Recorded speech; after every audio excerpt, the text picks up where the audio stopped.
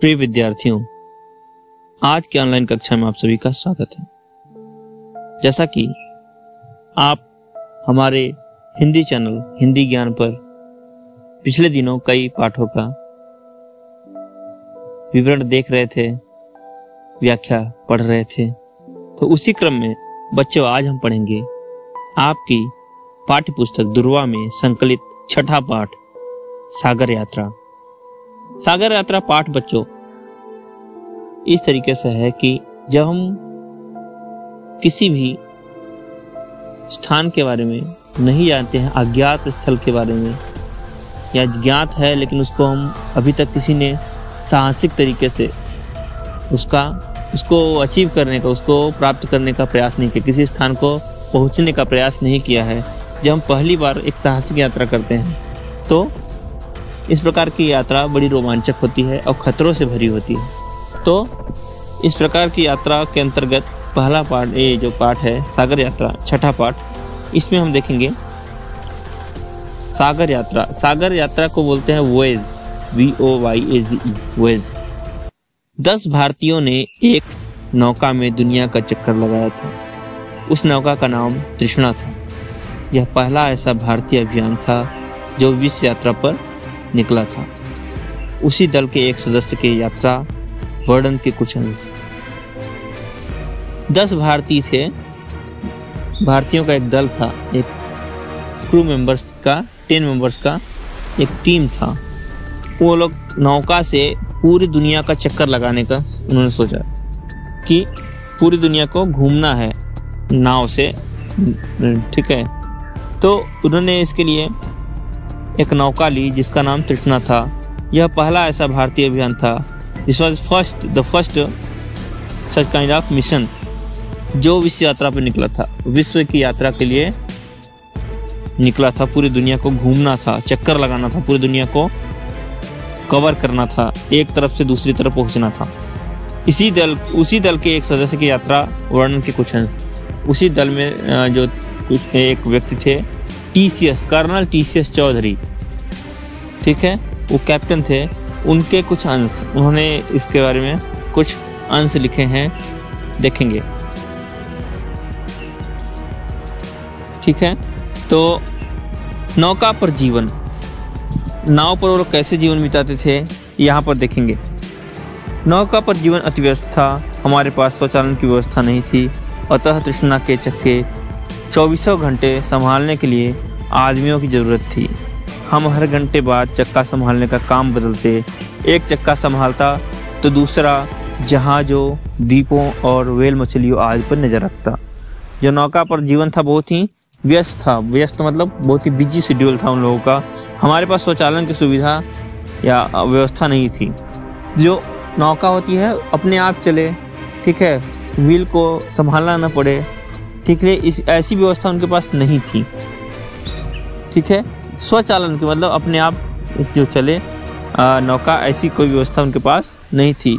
अतः तृष्णा के चक्के संभालने के लिए, व्हील को संभालने के लिए 24 घंटे आदमियों की जरूरत थी। सब हर समय आदमी लगे रहते थे उसको बैलेंस करने के लिए, नौका को चलाने के लिए, उसके चक्के मतलब व्हील्स को मेंटेन करने के लिए। हम हर घंटे बाद चक्का संभालने का काम बदलते थे। जो लोग थे शेयर करते थे, चक्का संभालने का काम एक दूसरे को हैंड ओवर करते थे हर घंटे के बाद, 1 घंटे बाद। तो एक व्यक्ति दूसरा होता था, वो क्या करता था, वह भी हर घंटे जहाजों, द्वीपों और व्हेल मछलियों आदि पर नजर रखता था। He was watching and keeping watching what, जहाजों, कोई जहाज तो नहीं टकरा जाएगा, ठीक है, शिप्स, और द्वीपों, कोई आइलैंड तो नहीं टकरा जाएगा जहाँ जाकर हमारा नाव टकरा जाए, क्रैश हो जाए, और व्हेल मछलियों, कोई एक बड़ी मछली तो नहीं आ रही है, ऐसा उनको नज़र रखना होता था, मतलब देखते रहना होता था कहीं ये क्लैश न कर जाए, ठीक है। जो लोग चौकसी से हटते वे अपने कपड़े बदलते, खाना खाते, पढ़ते, रेडियो सुनते और अपनी ड्यूटी के अन्य कार्य जैसे रेडियो की जाँच, इंजन की जाँच तथा व्यंजन सूची के अनुसार भोजन बनाने के लिए राशन देने का काम निपटाते। जो लोग चौकसी मतलब वाचिंग, ठीक है, जो वाचिंग के काम से हटते थे, जो हमेशा देखते रहते थे चौकसी मतलब ड्यूटी, लगातार पहरेदारी करना, वॉचमैन की तरह काम करना। जो चौकसी का काम वॉचमैन के काम से हटते थे वे अपने कपड़े बदलते, वो अपने कपड़े चेंज करते, खाना खाते, खाना खाने का काम करते, पढ़ते, पढ़ना, रेडियो सुनना, ये सब काम करते थे। और ड्यूटी के अन्य कार्य, ड्यूटी में और भी काम होते थे, जैसे कि रेडियो की जांच करना, सिग्नल मिल रहा है कि नहीं, इंजन की जांच करना, जहाज अपना जो नाव है उसकी इंजन सही चल रही है कि नहीं, और व्यंजन सूची के अनुसार भोजन बनाने के लिए राशन देने का काम निपटाते। जो मेस मेन्यू है उसके अनुसार जो फूड आइटम्स का देना है वो देने का काम निपटाते, मतलब पूरा करते थे। एक सदस्य माँ की भूमिका निभाता, उसे खाना पकाने, बर्तन मांजने, शौचालय की सफाई जैसे काम करने पड़ते ताकि नौका स्वच्छ रहे। एक आदमी होता था जो माँ की भूमिका निभाता था, तो मतलब माँ जैसे घर में होती है, माँ की भूमिका करती है, घर का काम करती है, रसोई का काम करती है, और टॉयलेट वगैरह साफ करना और स्नैक्स वगैरह बना करके प्रोवाइड करना। तो ये काम माँ की भूमिका, मतलब मदर वॉच, माँ का काम की भूमिका को वो लोग मदर वॉच बोलते थे, वो काम करता था। वो खाना पकाना, खाना बनाना, बर्तन मांजना, बर्तन को साफ करना, और क्या करते थे, शौचालय की सफाई करना, मतलब टॉयलेट को क्लीनिंग करना, ऐसे काम करने पड़ते थे जिससे कि नौका स्वच्छ रहे, जिससे कि नाव जो है साफ रहे। माँ की भूमिका बारी बारी से सबको करनी पड़ती। जो माँ का काम था वो बारी बारी से, मतलब 1 by 1 सबको करना पड़ता था। एकमात्र यही ड्यूटी ऐसी थी जिसके बाद आदमी पूरी रात आराम कर पाता। ये काम करने के बाद पूरी रात को लिए रेस्ट दिया जाता था। यही एक काम था, this was only duty. After doing this the person can sleep whole night. 5 दिनों में केवल एक बार बारी आती। इन 5 days they are getting one chance to perform this duty। और यदि मौसम ठीक रहता तो नींद आ पाती। रात में सोने के लिए पूरी रात मिलती थी, लेकिन क्या होता था, यदि मौसम ठीक रहा, वेदर कंडीशन अच्छा है, तब तो कोई सो पाता था। अगर वेदर कंडीशन अच्छा नहीं है, तूफान है या और कोई बारिश है, तो इस समय में वो लोग ठीक से नहीं सो पाते थे। इस कठिन दिनचर्या के कारण शतरंज खेलने के लिए या किसी और मनोरंजन के लिए समय ही नहीं मिलता था।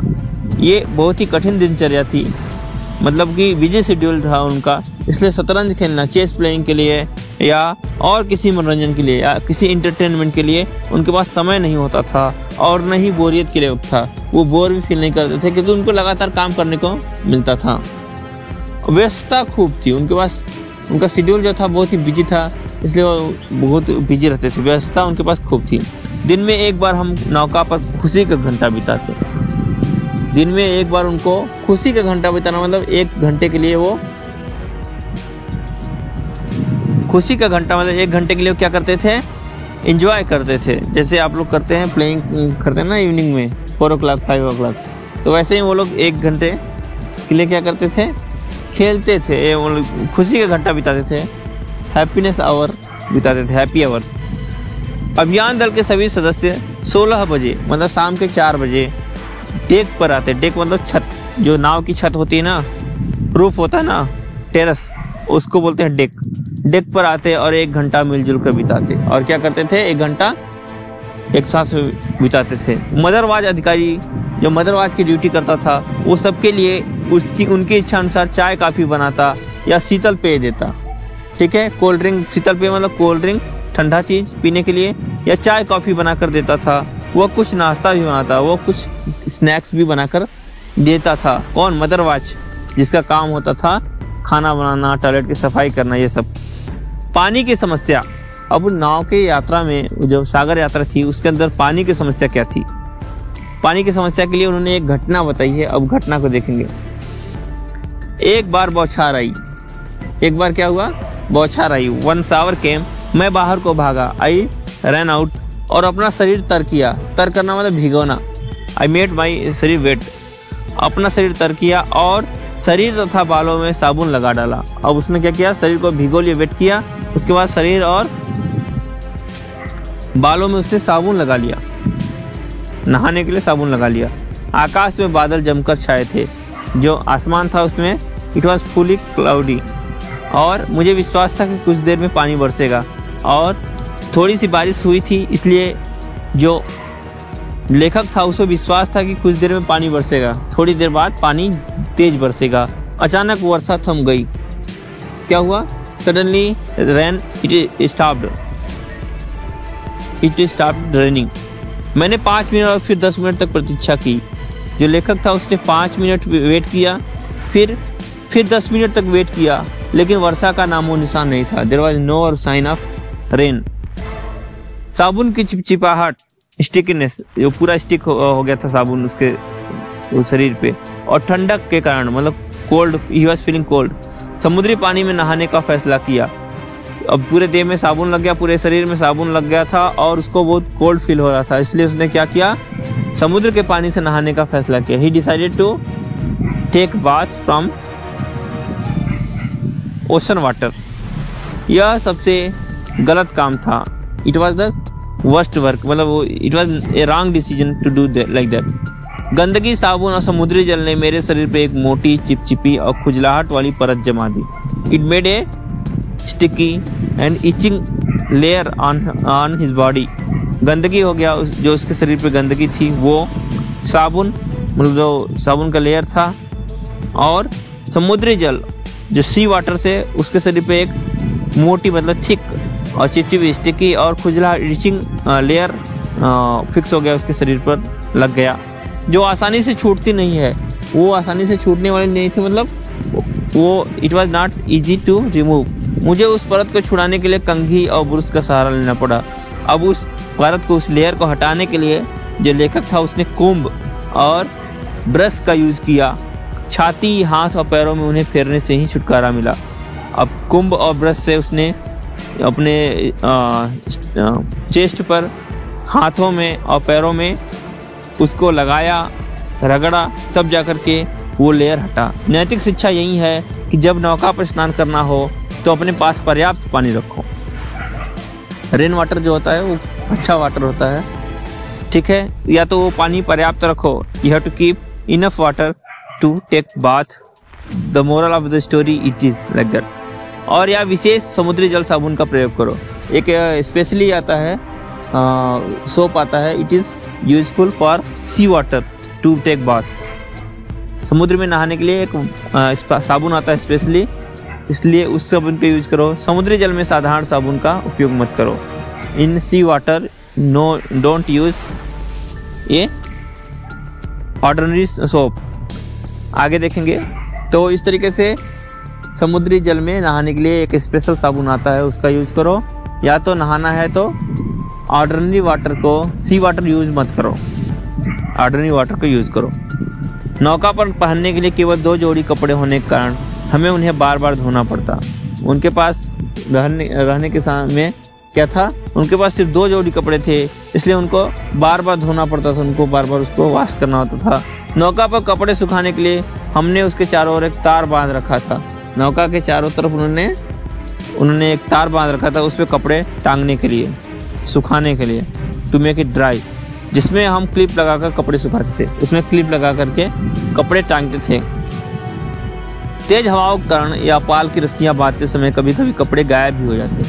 बहुत तेज हवा आती, तूफान आता था या कोई तेज हवा होती थी तो हम रस्सियों को बांधते थे, पाल की रस्सी बांधते थे। पाल मतलब होता है बेटा कि जो आप देखे होंगे एक याच होता है ना, याच में एक कपड़ा बांधते हैं, उसको हम पाल बोलते हैं। तो पाल की रस्सी, वो रस्सी से बना होता है, दे विल टाई विथ ए रोप।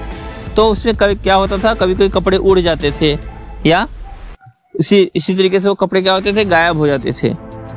तो इस तरीके से उनको पानी की समस्या को देखना पड़ता था, उनका पानी की समस्या का सामना करना पड़ता था।